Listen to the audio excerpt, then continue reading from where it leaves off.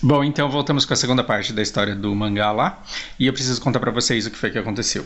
Bom, o Tonosamaki, embora ele tenha deixado tudo virar uma bagunça, ele tinha uma certa visão, e ele olhava para aquela nobreza dele, ele via um monte de gente incompetente, mas ele conseguia ver determinado valor em algumas pessoas. Ele juntou todo mundo e falou assim, olha, eu admito que eu caguei, eu admito que eu não sei o que eu tô fazendo, eu não tenho ideia de como que a gente vai pagar nossas dívidas, eu não tenho ideia de como que a gente vai fazer esses agricultores produzirem, e só que alguma coisa precisa ser feita, porque senão cabeças vão rolar, o Shogun vai mandar que assim, a gente pague com sangue essa dívida aí. Alguma coisa a gente precisa fazer. Eu não tenho ideia, eu não tenho competência, e eu acho que vocês também não. Só tem uma pessoa aqui que, ao meu ver, tem maturidade suficiente para lidar com essa situação. Eis que o cara era um dos nobres mais jovens do conselho, e é engraçado como o Japão ele tem essa coisa de respeitar sempre o mais velho. Geralmente, assim, o segundo japonês a entrar no departamento, ele vai ser o sucessor do primeiro chefe, né? Isso é uma coisa que eu odeio. Parece que as coisas elas são conquistadas pelo tempo e não pelo mérito, não pela performance. Tem mudado, mas não rápido o suficiente para meio que salvar o rumo do país. Eles dão muito valor àqueles que são mais velhos, e muitas vezes o cargo de chefe, o cargo de superior, ele é ocupado pela pessoa mais velha que trabalhou a vida inteira naquele departamento e não pela mais competente. Esse Tonosama, ele meio que quebrou isso, porque ele sabia que os mais velhos eles eram também incompetentes e eles não fariam um trabalho melhor nenhum do que ele mesmo já estava fazendo.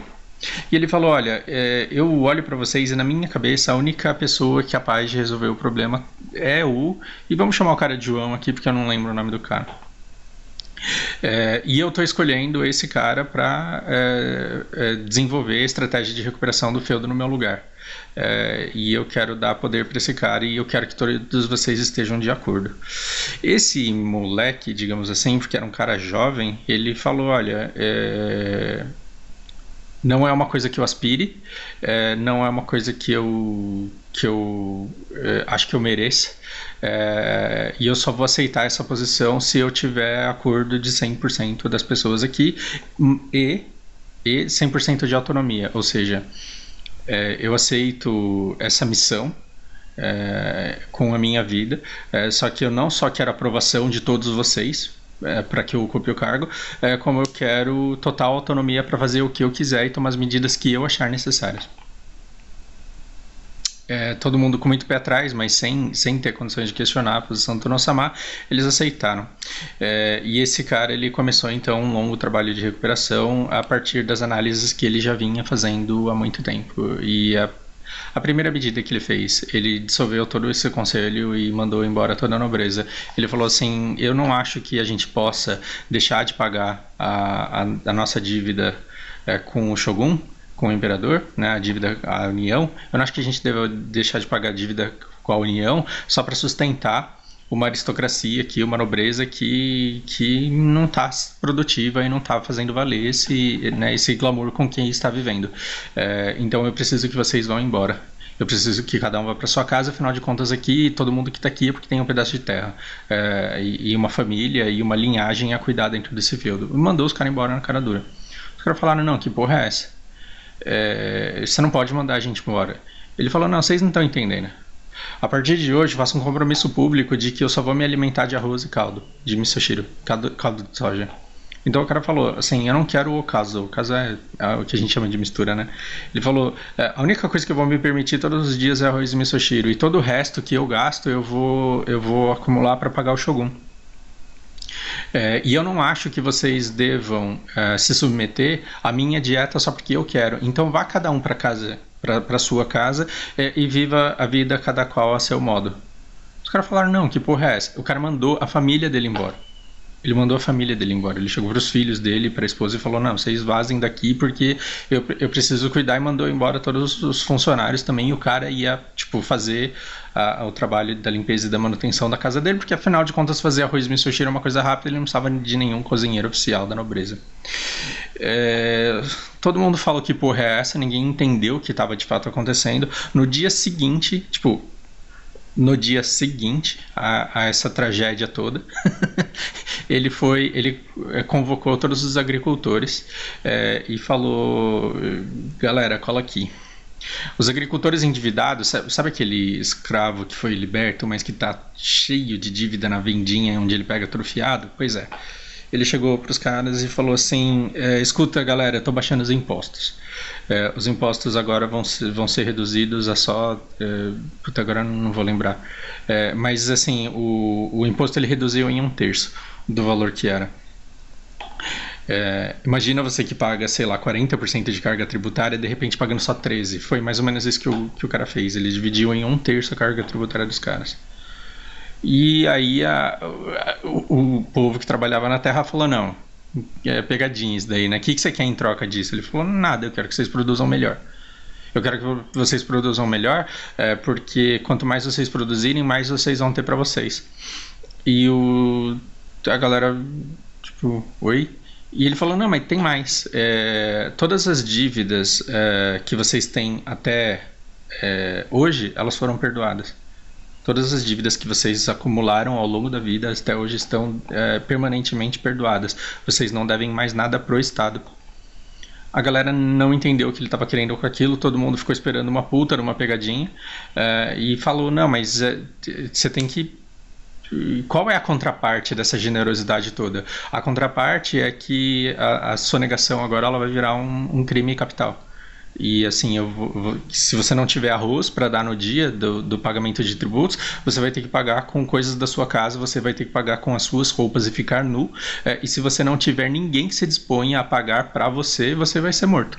Você vai ter que, tipo, pagar a sua dívida com sangue. Não é uma coisa aplicável hoje em dia, infelizmente. Talvez felizmente, né? Talvez felizmente, porque a gente admira muito a cultura japonesa, mas japonês morria muito por pouca coisa antigamente. E eu acho isso uma coisa meio triste.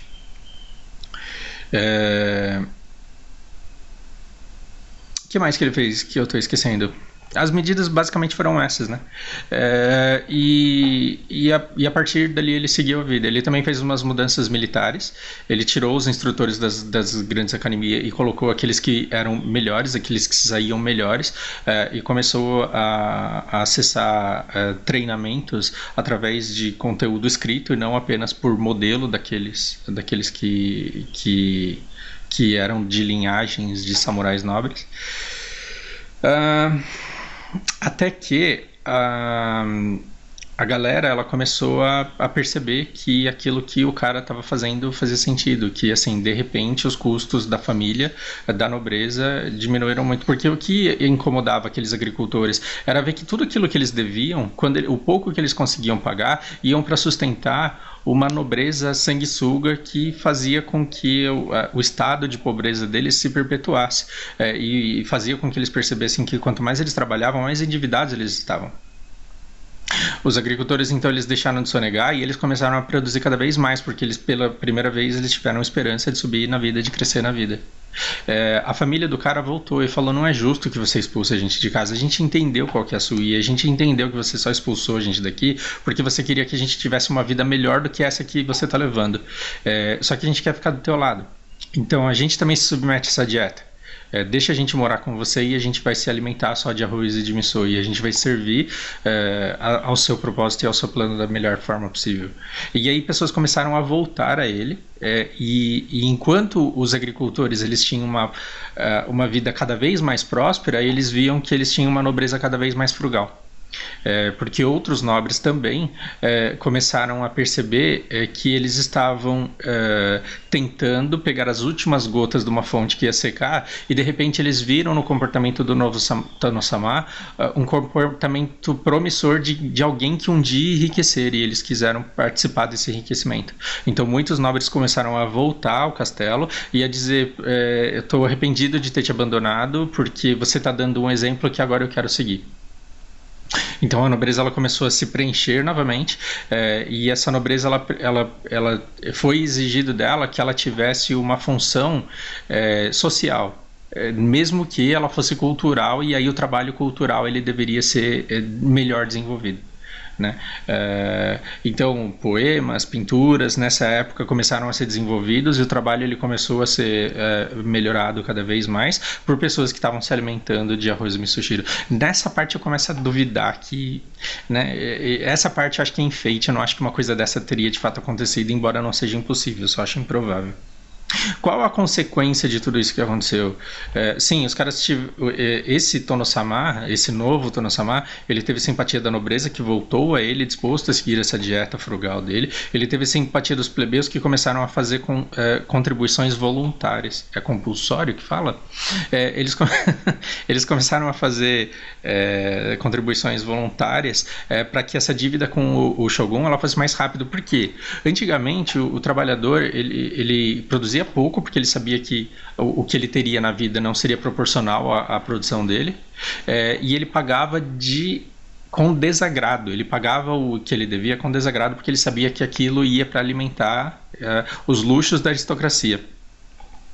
Quando ele percebeu que a nobreza estava vivendo de arroz e misoshiro, que era uma coisa básica, que né, não necessariamente faltava lá, ela começou a se perguntar onde que está indo todo esse dinheiro, porque os caras em si não estão enriquecendo e não estão ostentando. E eles descobriram que todo esse dinheiro estava sendo canalizado para o Shogun, para que eles eliminassem a dívida externa deles. E os caras começaram a fazer contribuições voluntárias e, entre os próprios agricultores, pessoas começaram a seguir o modelo do senhor feudal e começaram a também se alimentar de arroz e misoshiro e doarem todos os seus excedentes para que essa dívida fosse paga mais rápida. O que aconteceu? O Shogun falou: que porra é essa? O cara vivia me pedindo dinheiro emprestado porque ele não conseguia pagar as contas dele, ele vivia pedindo intervenção para socorrer a administração dele, e agora o cara está me pagando o que ele me deve e está me pagando dívida retroativa cada vez mais rápido. Que está acontecendo? Eu vou visitar esse cara. E assim, de fato aconteceu uma visita lá, e nesse dia as pessoas fizeram um banquete. Tipo, nesse dia as pessoas fizeram um banquete. O Shogun vem, caralho. Olha só. Então, mataram animais, pegaram tudo aquilo que estava sendo vendido para comunidades fora do feudo, para que eles tivessem mais arroz, para poder pagar mais arroz para o Shogun. Eles retiveram lá e fizeram um banquete para receber o Shogun que estava vindo e os nobres e outras pessoas de outros feudos que vieram ver qual era a administração que estava sendo aplicada ali. Nesse dia eles eles tiveram contato com tudo o que estava acontecendo de fato, mas eles também presenciaram uma coisa fantástica, que foi ver uma população de um feudo inteiro que estava lá há meses se alimentando só de arroz e misoshiro, pela primeira vez em muito tempo se satisfazendo com um banquete, porque a comida ali foi para todo mundo. Então imagina o sorriso na cara das pessoas. Imagina a alegria das pessoas. Então, assim, o Shogun ele não só viu um lugar próspero, bem administrado, crescendo cada vez mais, com pessoas trabalhando com ímpeto, mas viu gente extremamente satisfeita, extremamente alegre, né? E crente que eles estavam no caminho certo, ao ponto de impressionar o Shogun com a performance deles. E assim, isso para o japonês tem um valor que vocês não têm ideia. O que o Shogun fez? Ele abateu, quando ele ficou sabendo que o Tono-sama ele tinha perdoado a dívida dos agricultores, ele decidiu fazer o mesmo. E ele deu um grande desconto na dívida shogunal que eles tinham. E começou a adotar aquele feudo como modelo para alguns outros que passavam pelo mesmo tipo de problema.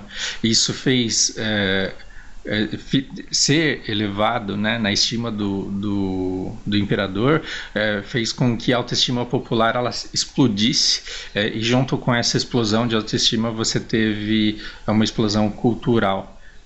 E aquele feudo ele começou a florescer. Sim, essa história tá bonita demais para ter sido fato. Eu nunca encontrei nada parecido ou nada grandioso desse jeito na história, de fato, embora eu não tenha estudado tanto quanto eu poderia ter.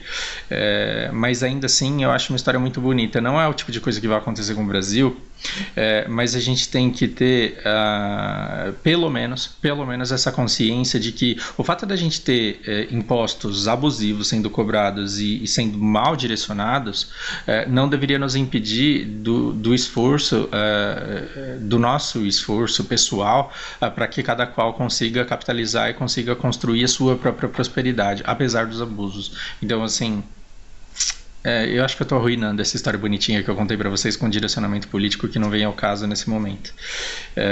Reflitam aí, deixem as reflexões de vocês a respeito da aplicabilidade dessa história no nosso país e nos dias de hoje. Por que você acha que essa história ela pode ser sadia ou não? A gente volta a conversar sobre isso. Espero que seja útil e um grande abraço, bom fim de semana.